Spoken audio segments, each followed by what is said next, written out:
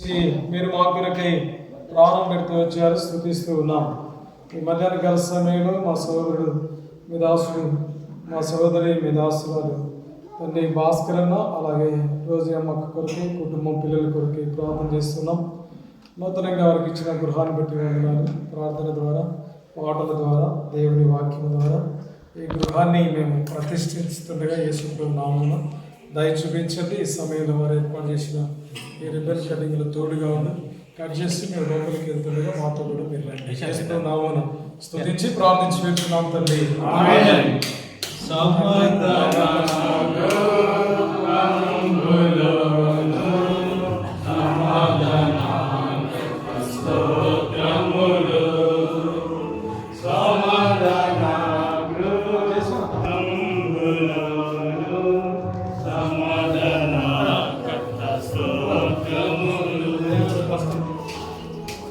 తల్లి చేసి